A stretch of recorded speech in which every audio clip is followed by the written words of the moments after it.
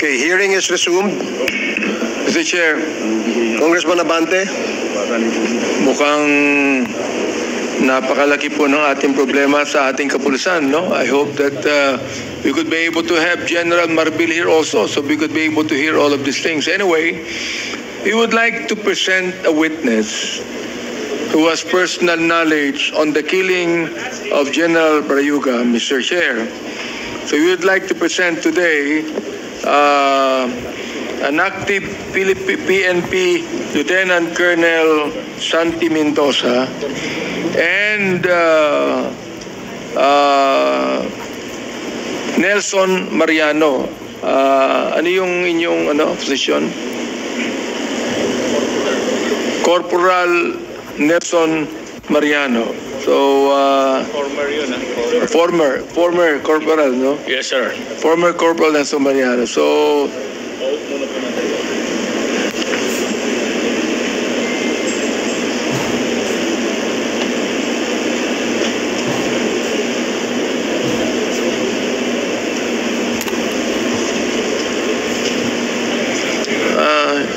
hindi pa ito no?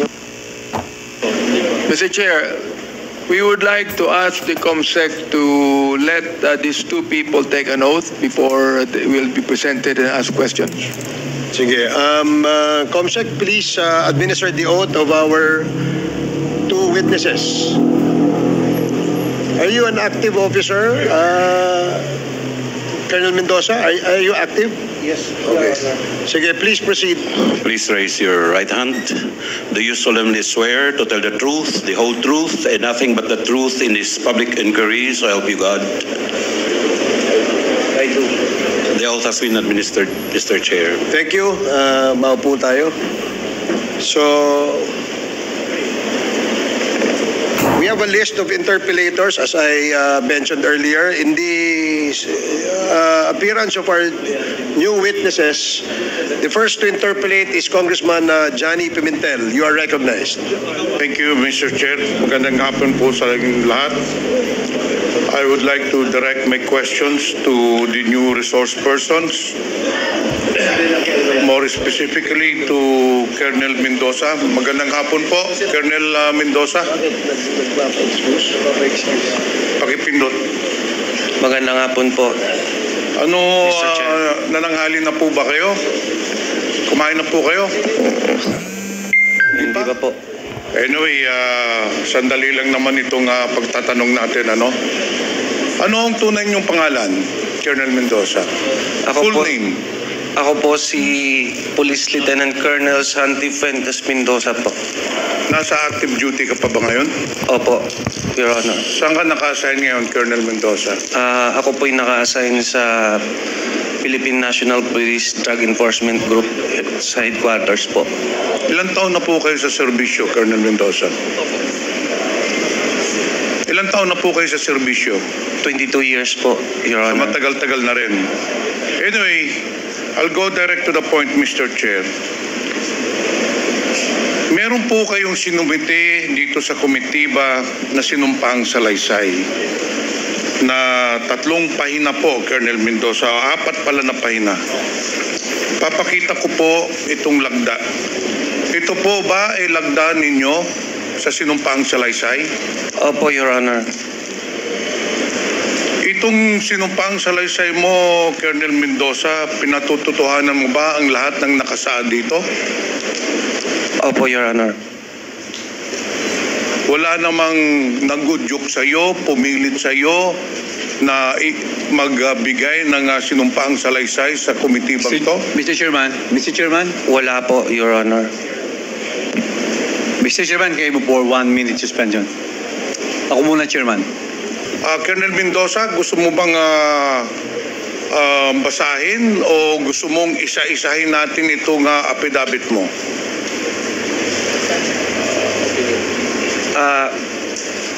Your Honor, pwede po bang makahiling ng opening statement po? Sige. Mr. Chair, the resource person wants to issue a statement. Bago ko po Please proceed, Colonel Mendoza. Maraming salamat po, Mr. Chair.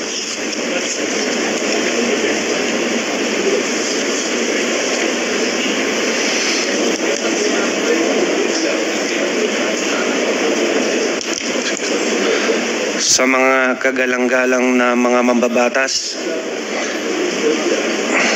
at miyembro nitong respetadong Quad Committee, sa ibang mga bisita at mga kapwa-testigo, isang magandang at mapagpalayang araw sa ating lahat.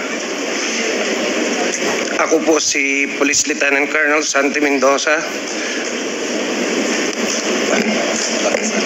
Opo.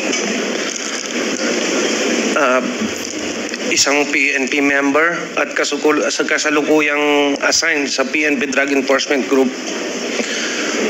Una sa lahat, nais kong pasalamatan ng mga miyembro ng committee ito at ako'y pinagbigyan ng pagkakataon para mabigyang linaw ang mga issue at insidente kung saan lumabas ang aking pangalan kasama ang dating matataas na opisyal ng PNP. Nais kong ilahad sa komiting ito ang katotohanan at mga detalye patungkol sa naturang operasyon para malinis ang pangalan ng mga taong gustong idawit ng mga taong totoong may kagagawan. Ako po ay isang alagad ng batas. Matapat kong ginampanan ang aking tungkulin na walang pag-alinlangan at handang isakripisyo ang aking buhay para lang gampanan ang tungkuling iaata sa akin ng mga nakakataas sa akin.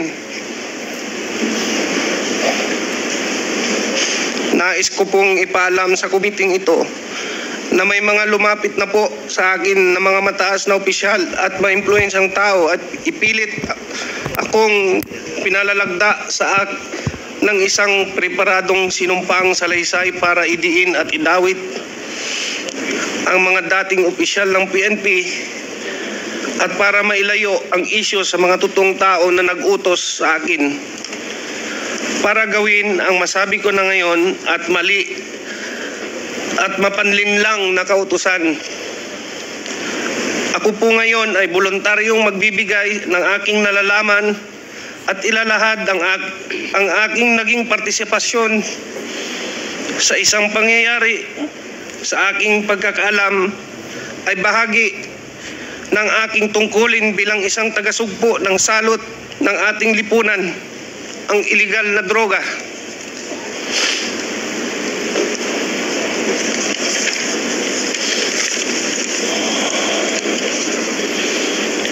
Ngunit ako po ay nalinlang at napaniwala ang ibinigay na tasking sa akin ay makakatulong laban sa droga. Subalit ito pala ay ginamit sa kasangkapan para sa pansariling interes at masamang layunin. Ang paghahayag kong ito ay maglalagay sa panganib hindi lamang sa aking buhay, kundi kasama din ng aking pamilya. Subalit ako ay may tungkulin na iwasto ang aking naging pagkukulang dahil ako ay nalinlang, kaya't panindigan at haharapin ko kung anuman ang kahantungan ng aking paglalahad ng katotohanan kahit ito ay maging katumbas ng aking buhay. Sana po sa aking paglabas at pagsabi ng totoo ay maibsan ang hinagpis at mabigyan ng hustisya si Attorney Wesley Barayuga at linisin ang pangalan ng mga taong idinawit lamang dito at panagutin ng tunay na may kasalanan. Sa panguli, taos puso po akong humingi ng patawad sa mga taong naapektuhan ng pangyayaring ito, lalong-lalo na po sa pamilya Barayuga na naulila dahil sa maling gawa at panlilinlang ng taong may kinalaman nito. Mr. Chair, may I read my affidavit? Go ahead. Sige lang. Ako po si Police Lieutenant Colonel Santi Mendoza, na sa tamang edad, isang Pilipino nagtatrabaho sa PNP Drug Enforcement Group Headquarters, Camp Brigadier General Rafael T. Crami, Quezon City. Matapos manumpa alinsunod sa batas ay nagsasaad ng mga sumusunod. Ako ay aktibong miyembro ng Philippine National Police na may ranggong Police Lieutenant Colonel. Ako ay kasulukuyang naka-assign sa PNP Drug Enforcement Group Headquarters noong 2019. Ako ay isang police major at naka-assign sa Philippine National Police National Headquarters for the Deputy Chief PNP Administration. Noong Oktubre 2019, nakatanggap ako ng tawag mula kay Police Colonel Edelberto Leonardo na nagbababatid sa akin na mayroon siyang espesyal na proyekto na may kinalaman sa isang high-value individual. Sangkot sa mga iligal na aktibidad ng droga.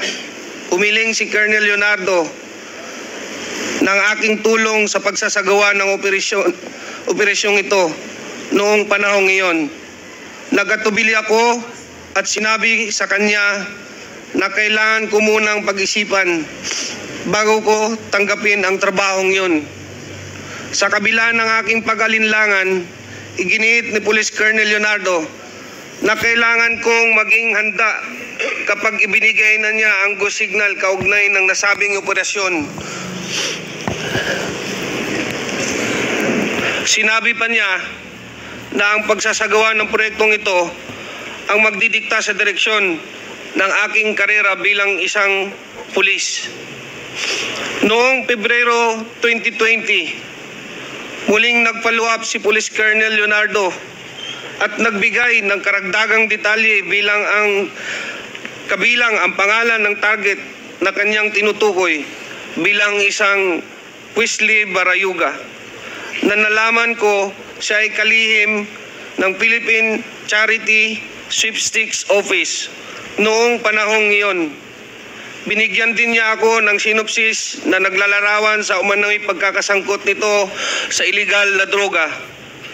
Matapos matanggap ang impormasyon, sinabi ko kay Sir Leonardo na dahil isang opisyal ng gobyerno ang target, mahalaga na magsagawa ako ng sarili kong verifikasyon.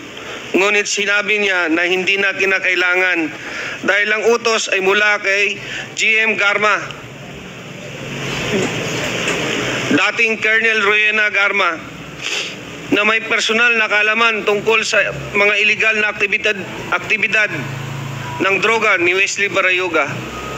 Sa kabila ng aking pag-aalinlangan na tanggapin ang utos na ito, sa kadahilanang isang opisyal ng gobyerno ang aming target, ako ay napilitan na lang na sumang-ayon at sumunod dahil ang utos ay mula sa nakakataas na opisyal at upperclassman ko na si Colonel Leonardo, at ang utos ay galing mismo sa isang opisyal ng gabinete ni Ma'am Rowena Garma. Sa personal na aspeto, nag-aalala ko ano ang maaaring mangyari sa aking karera bilang isang pulis at higit sa lahat sa aking buhay, pamilya, kung tatanggapin ko at tatanggi ako o sundin ang utos. Matapos tanggapin ang assignment, pinasimulan ko ang paghahanda para sa proyekto, kabilang ang pag-recruit ng isang angkop na tao para isagawa. Kinausap ko si Nelson Mariano, na kilala kong may network kaugnay sa ganitong klaseng operasyon dahil siya ang aking dating informant sa mga personalidad ng droga at binigyan ko siya ng paunang detalye ng proyekto. Gayunpaman, bago maisakatuparan ang anumang aksyon, dumating ang COVID-19 pandemic na nagresulta ng pagpapatupad ng mahigpit na lockdown sa National Capital Region na nagpahirap upang may pagpatuloy ang operasyon noong panahong iyon.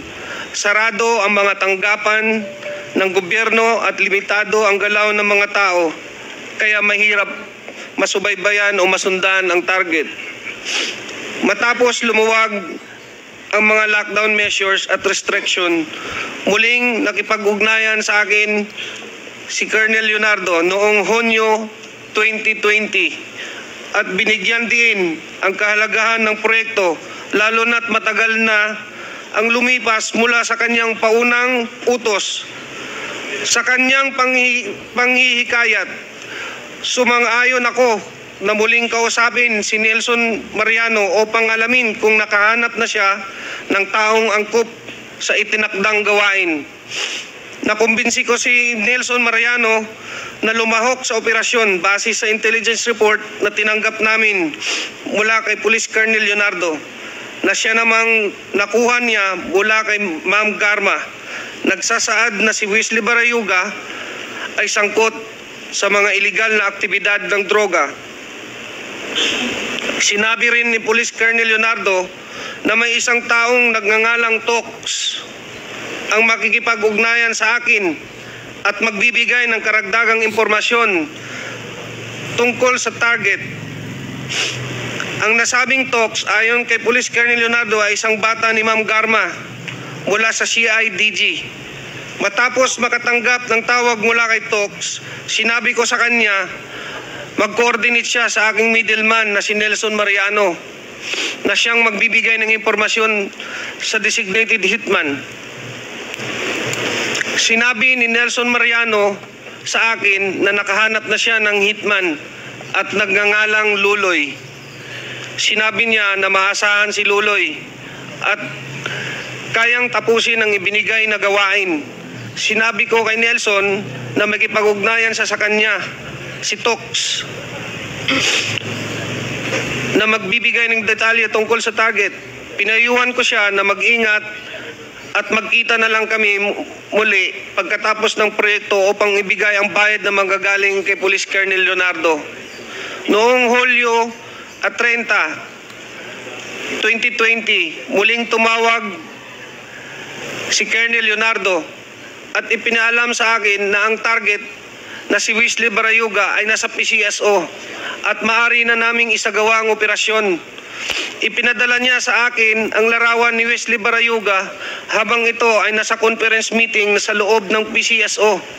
Sinabi ni Colonel Leonardo na ang larawan ni Wesley Barayuga ay kinuha at ipinadala sa kanya ni Ma'am Garma.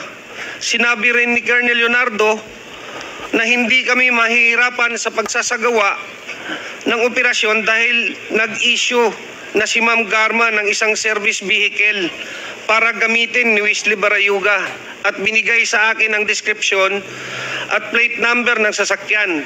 Sinabi niya na maaari na naming tirahin si Wesley Barayuga pagkatapos niyang lumabas sa gusali. Ipinasa ko ang lahat ng impormasyong ito kay Nelson Mariano. Matapos na matagumpay na naisagawa ang operasyon, ipinaalam sa akin ni Police Colonel Leonardo na si Ma'am Garma ay nagbigay ng 300,000 bilang kabayaran para sa aming trabaho. At ito ay iaabot ni Tox sa aking middleman na si Nelson Mariano. At nang magkita kami ni Nelson, inabot niya sa akin ng halagang 40,000 bilang aking bahagi sa kabayaran. Isiginagawa ko ang salaysay na ito upang patunayan ang katotohanan ng mga nabanggit na pangyayari kaugnay sa pagpatay kay Wesley Barayuga na isinagawa sa ilalim ng utos at direktiba nila Police Colonel Edelberto Leonardo at Ma'am Riena Garma. Bukod dito, ginawa ko ang pahayag na ito ng kusa. Walang anumang pamimilit, panggigipit o anumang uri ng kabayaran, salapi man o kahit anuman, at para sa anumang legal na layunin na maaari nitong paggamitan. Bilang papatotoo, aking nilagdaan ng ang salaysay na ito noong September 25, 2024 sa lungsod ng Quezon.